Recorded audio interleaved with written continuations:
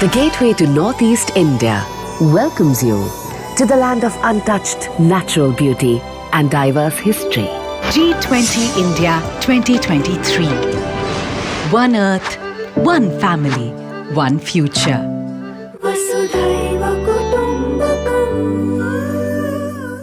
এখন পৃথিৱী এক পৰিয়াল এক ভৱিষ্যত এই মূল মন্ত্ৰক সাৰোগত কৰি যোৱা 6 ফেব্ৰুৱাৰীৰ পৰা 3 দিনীয়াকৈ গুৱাহাটীত অনুষ্ঠিত হয় G20ৰ অংশ হিচাপে Y20ৰ প্ৰাৰম্ভিক সন্মিলন। 3 দিনীয়া সন্মিলনৰ আজি সামৰণি পৰে। শান্তি স্থাপন আৰু বুজাপৰা এক যুদ্ধহীন যুগৰ সূচনা, কৰ্ম উদ্যোগৰ ভৱিষ্যত 4.0, উদ্ভাৱনশীলতা আৰু একবিংশ শতিকাৰ দক্ষতা, জলবায়ু পৰিৱৰ্তন আৰু দুৰ্যোগৰ আশংকা হ্ৰাস, বহনক্ষমতা এক জীৱনশৈলী, সমূহীয়া ভৱিষ্যত, গণতন্ত্ৰ আৰু প্ৰশাসনত যুৱশক্তি, স্বাস্থ্য, কল্যাণ আৰু ক্ৰীড়া, যুৱ প্ৰজন্মৰ কৰ্মসূচী এই 5টা আছিল এই সন্মিলনৰ মূল বিষয়বস্তু। আজি Y20 সন্মিলনৰ সামৰণি অনুষ্ঠানত অসম চৰকাৰৰ মুখ্য সচিব শ্ৰীযুত পৱন কুমাৰ বৰঠাকুৰে কয় যে আমি সকলো এটা পৰিয়াল, আমি প্ৰত্যেকেই প্ৰত্যেকৰ কথা চিন্তা কৰি আমি আগবাঢ়ি যাব লাগিব। Y20ৰ এই 3 দিনীয়া সন্মিলনখনলৈ অহা প্ৰতিগৰাকী প্ৰতিনিধিক তেখেতে কৃতজ্ঞতা জ্ঞাপন কৰে আৰু লগতে কয় যে চৰকাৰে তেখেতসকলক অতি ভালদৰে আদৰিবলৈ, গুৱাহাটীত থকা সময়ছোৱা তেওঁলোকৰ বাবে যাতে সুখকৰ হয় তাৰ বাবে পাৰ্যমানে চেষ্টা কৰিছিল।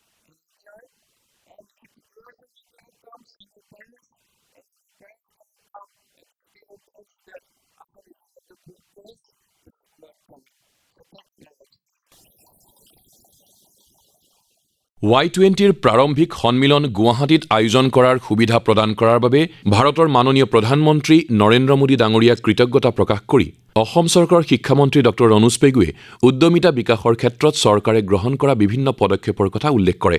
নতুন প্ৰজন্মৰ প্ৰতিনিধিসকলে নিজে চাকৰি বিচৰাতকৈ আনক যাতে কৰ্মসংস্থানৰ সুবিধা কৰি দিব পৰাকৈ সক্ষম হৈ উঠে তাৰ বাবে অসম চৰকাৰে লোৱা বিভিন্ন পদক্ষেপৰ কথাও তেখেতে উল্লেখ কৰে।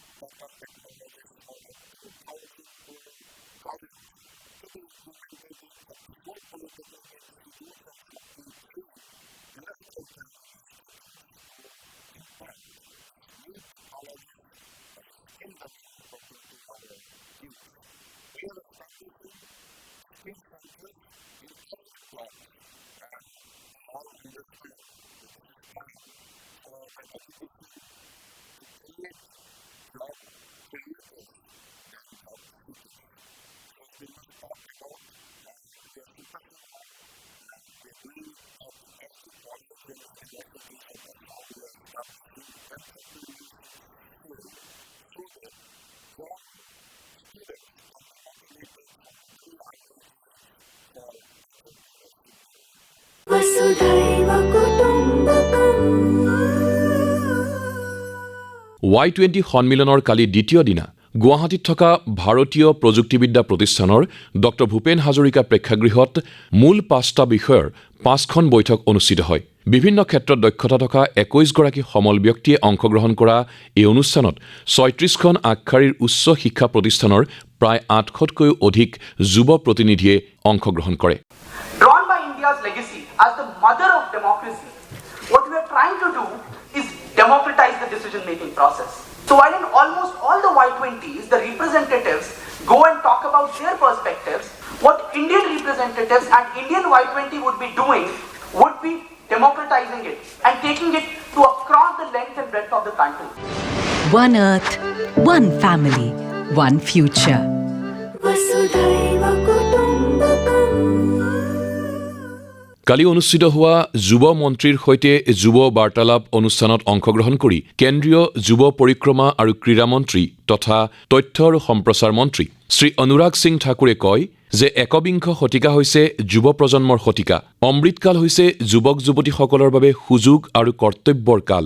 Because you all are studying in very prestigious educational institutes, you all be looking at building your careers, building fortune for your family, giving them a very comfortable lifestyle. But please remember when Prime Minister talked about Amrit Kal. And from this Amrit Kal to Swarnim Kal, this yatra of 25 years is very, very important. And please remember those 5 resolves, Panch Pran. और मैं इसको हिंदी में जरूर कहना चाहता हूँ क्योंकि आप सबके लिए है कि भारत को विकसित भारत बनाना है. We have to make India a developed country. हमें गुलामी की सोच से बाहर निकलना है. हमें अपने गौरवशाली इतिहास पर गर्व करना है. कला संस्कृति इतिहास पर गर्व करना है. हमें एकता एकजुटता को बनाए रखना है. किसी भी जाति धर्म के होंगे सबको एकजुट होकर रहना है. और हमें नागरिकों को कर्तव्य पालन करना है. We should not seek only rights, but we have to do our responsibility, do our duties as well. So मैं इतना ही कहूँगा, कितनों की तकदीर बदलनी है तुम्हें, कितनों की तस्वीर बदलनी है तुम्हें, अपने हाथों की लकीरों की ओर मत देखना, इन लकीरों से भी आगे जाना है तुम्हें.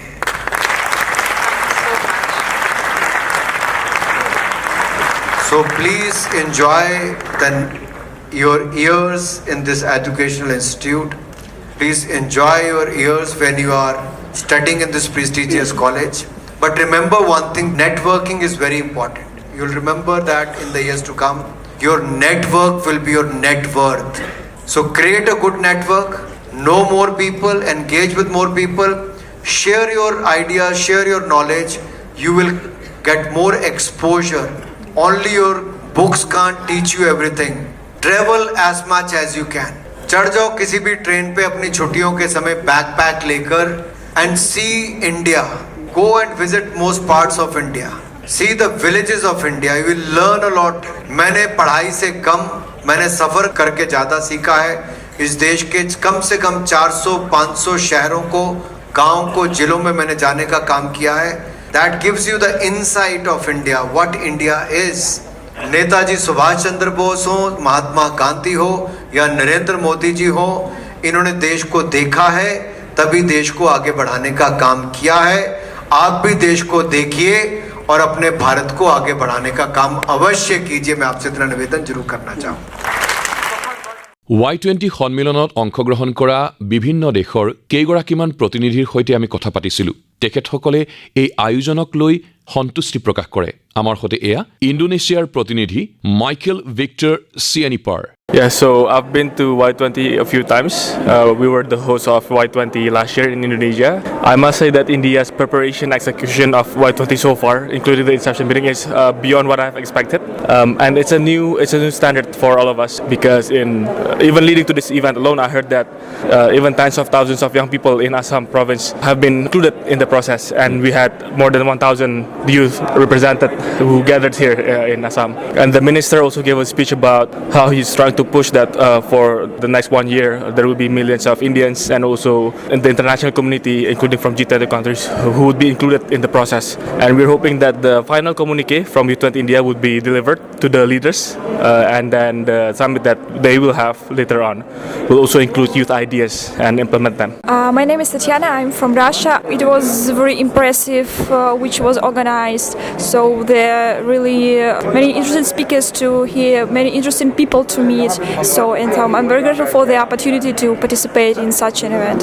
My name is Hyungjin Han from South Korea. Currently researching for PhD philosophy in Delhi University. Everything was so nice, so much of hospitality from people, and the food was also nice. Hotel, everything was perfect. The only one thing I feel sad is I couldn't have any time to pilgrimage Dhammakya temple because of my flight schedule. I have reason to revisit here again.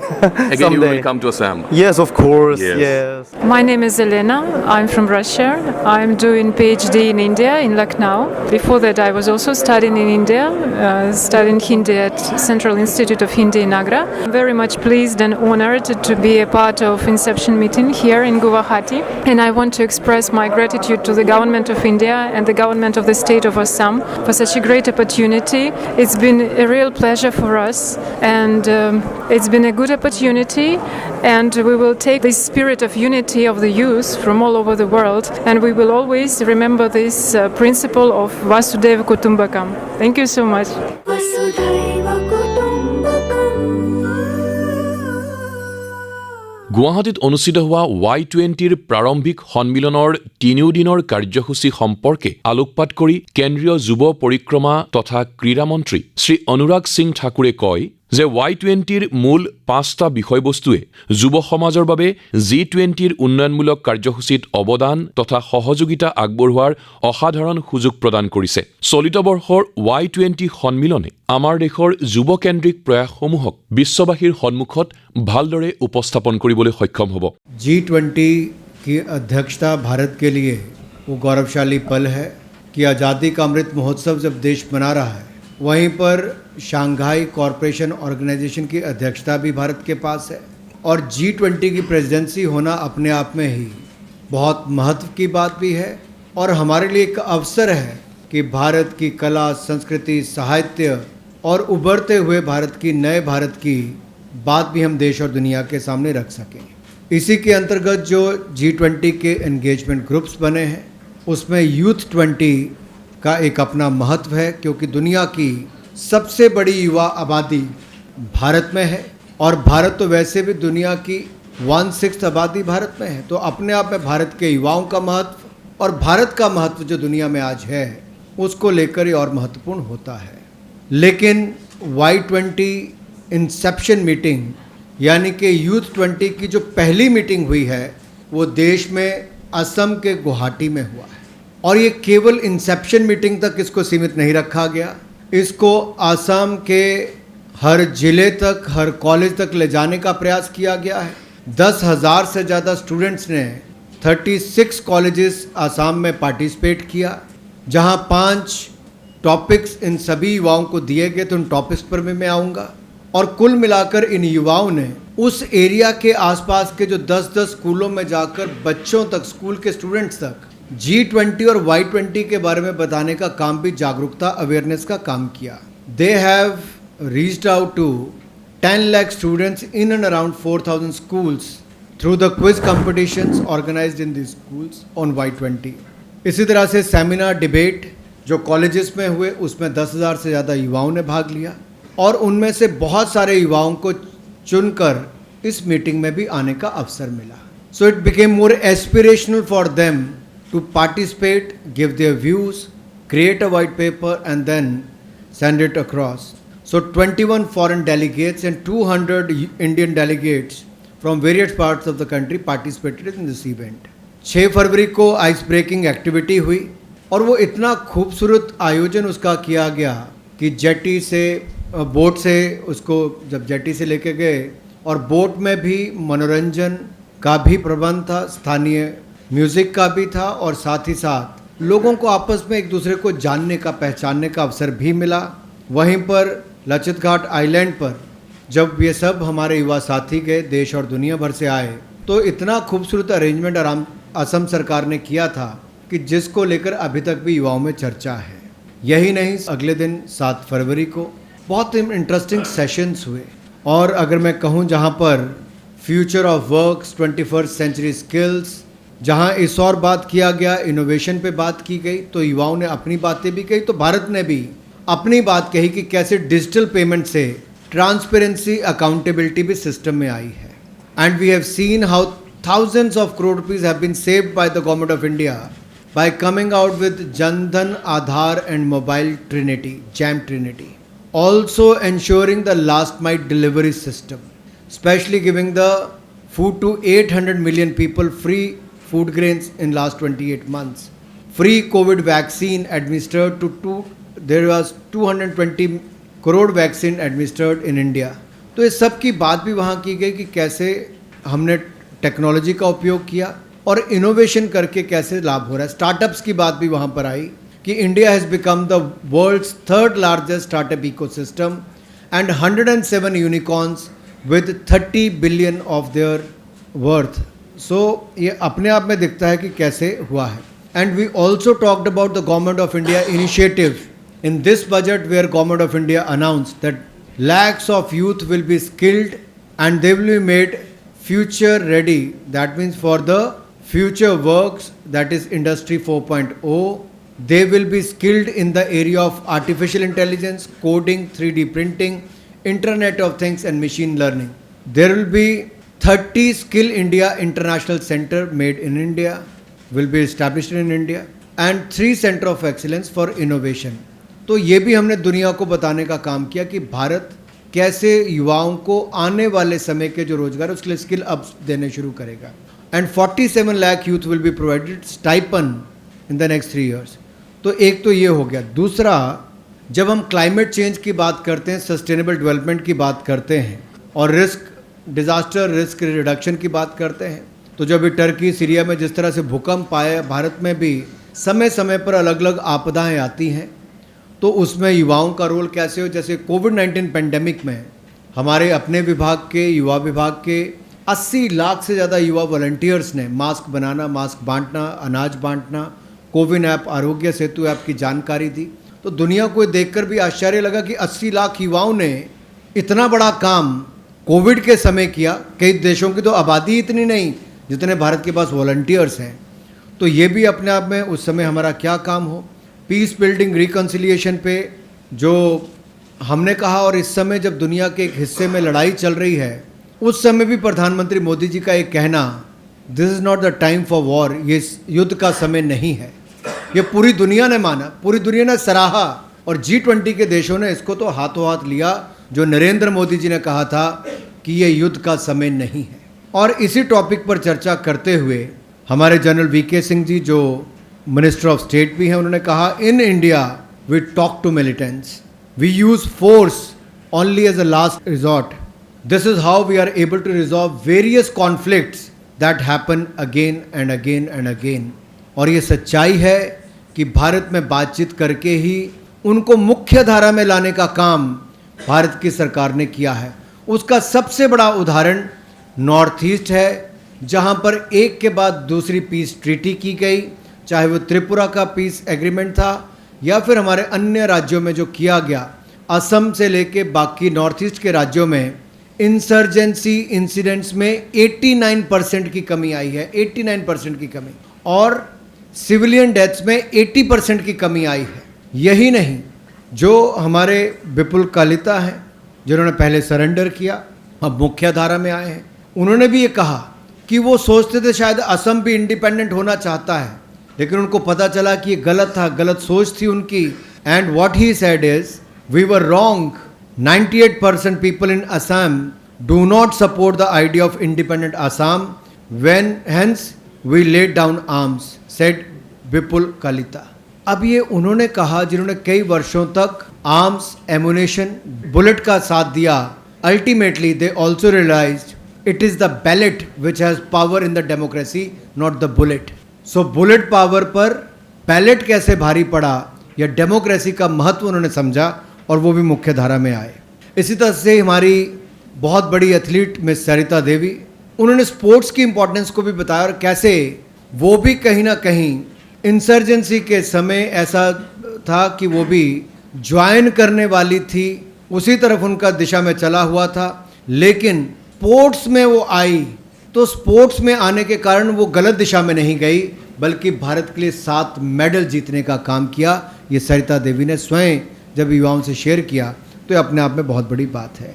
ऐसे ही बहुत सारी बातें हमारे यहाँ पर आई हैं, बहुत सारे सुझाव, और माननीय शिक्षा मंत्री जी ने, डॉक्टर रनौत जी ने अपनी जो यहाँ पर अनुभव शेयर किए कि स्किल से लेके बाकी कैसे असम की सरकार हर ज़िले में एक मेडिकल कॉलेज बनाने जा रही। 3.5 करोड़ की आबादी पे 24 से ज़्यादा मेडिकल कॉलेज आपके यहाँ पर आप बनाकर तैयार करके देंगे।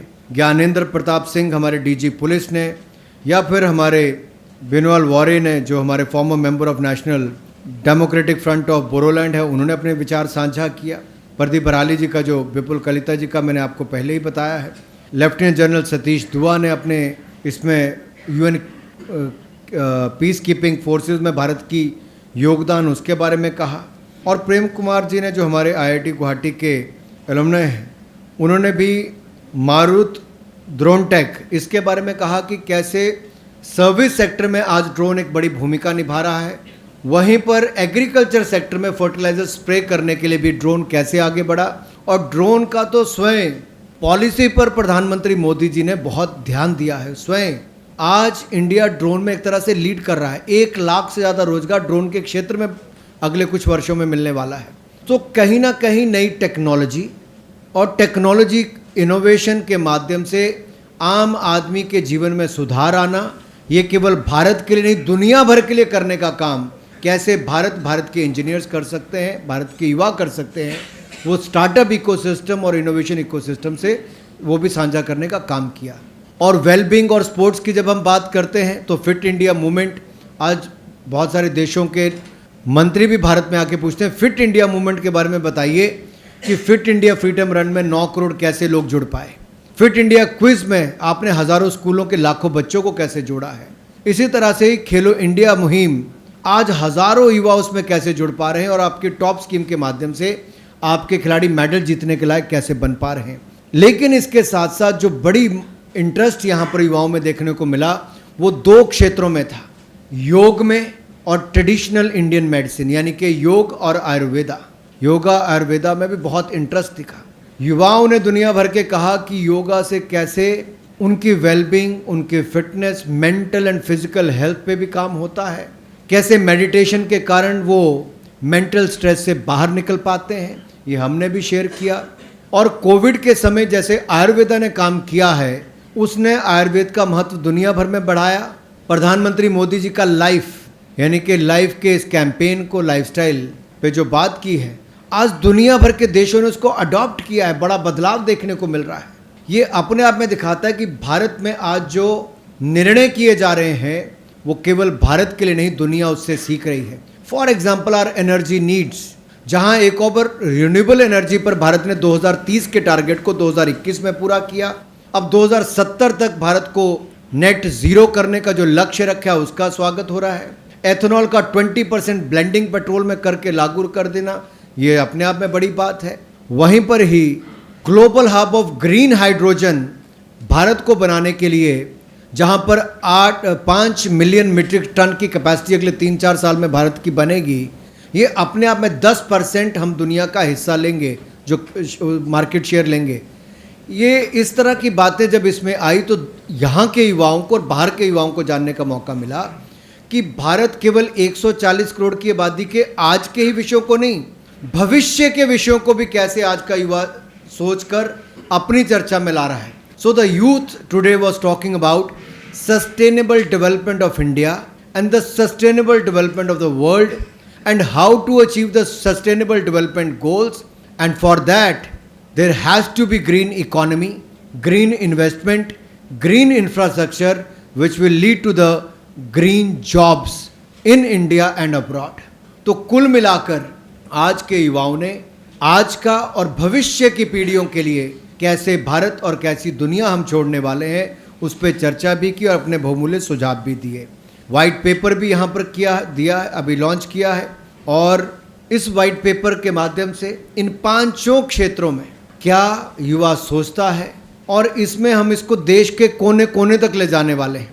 जैसे असम के राज्य ने एक बहुत अच्छा उदाहरण प्रस्तुत देश के सामने किया कि कैसे 10,000 युवाओं को 36 कॉलेज में जोड़ा गया इस पूरी चर्चा में, और फिर उन कॉलेजेस के स्टूडेंट्स के माध्यम से लाखों युवाओं को स्कूल में G20, Y20 के महत्व को और इन 5 टॉपिक्स के महत्व को बताया गया।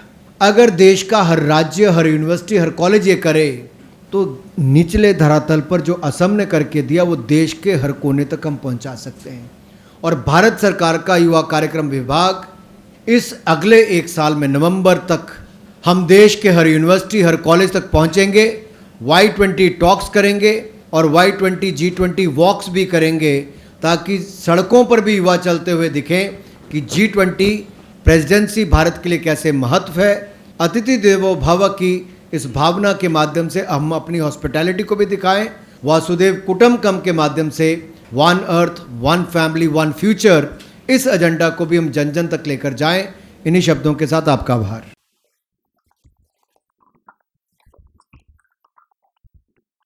গুৱাহাটীত 3 দিনীয়াকৈ অনুষ্ঠিত হোৱা Y20ৰ প্ৰাৰম্ভিক সন্মিলনৰ প্ৰতিবেদন আগবঢ়াই বিজন সিনহা, সীমান্ত বাৰ্মা আৰু ধ্ৰুৱজ্যোতি মালাকাৰৰ সৈতে মই ইন্দ্ৰজিৎ দাসে আপোনালোকৰ পৰা বিদায় লৈছো। নমস্কাৰ।